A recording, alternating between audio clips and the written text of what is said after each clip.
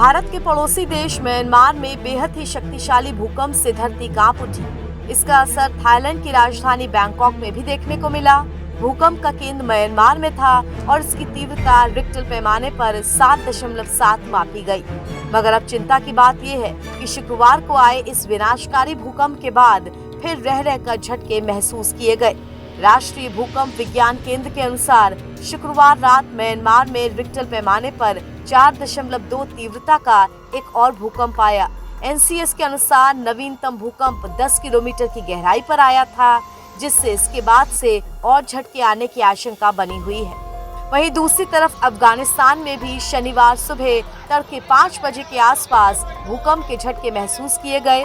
जमीन से 180 किलोमीटर की गहराई में आए भूकंप की तीव्रता रिक्टर स्केल पर 4.7 मापी गई। अभी तक किसी तरह के जानमाल के नुकसान की खबर नहीं है। ये भूकंप म्यांमार और थाईलैंड में आए शक्तिशाली भूकंप के एक दिन बाद आया है, जिसमें सैकड़ों लोग मारे गए। साथ ही इमारतें, बौद्ध स्तूप, सड़कें और पुल पूरी तरह से नष्ट हो गए। म्यांमार और पड़ोसी देश थाईलैंड में आए क्रमशः 7.7 और फिर 7.2 तीव्रता के शक्तिशाली भूकंप में इमारतों, पुल, साथ ही बौद्ध मॉनेस्ट्रीज नष्ट होती हुई दिखी। म्यांमार में कम से कम 144 लोगों के मारे जाने की आशंका है, जबकि 2 सबसे प्रभावित शहरों से आई तस्वीरों और वीडियोस में भारी नुकसान भी दिखाई दे रहा है।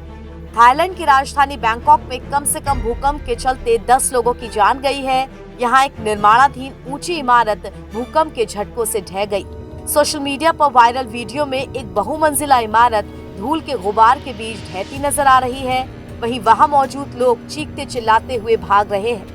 इमारत के मलबे में 40 से अधिक मजदूरों के फंसे होने की आशंका है। म्यांमार में शुक्रवार को आए जबरदस्त भूकंप के कारण मंडालय मस्जिद में 20 से ज्यादा लोगों की जान जाने की बात सामने आई है। स्थानीय मीडिया रिपोर्ट्स के मुताबिक भूकंप के तेज झटकों के कारण म्यांमार के मंडालय में एक मस्जिद पूरी तरह से ध्वस्त हो गई।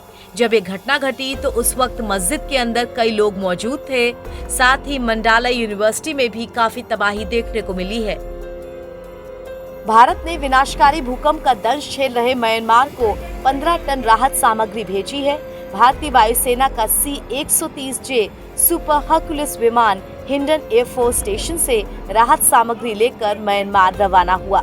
इसमें टेंट, स्लीपिंग बैग, कंबल, खाने के लिए भोजन, साथ ही वाटर प्यूरिफायर, इसके अलावा सोलर लैंप, जनरेटर सेट, साथ ही आवश्यक दवाएं जिनमें पैरासीटामोल और एंटीबायोटिक सहित अन्य सामान शामिल है, ये सब भेजे गए हैं। संयुक्त राष्ट्र ने भी म्यांमार में राहत एवं बचाव कार्यों के लिए $5 मिलियन दिए हैं। NBT ऑनलाइन की रिपोर्ट।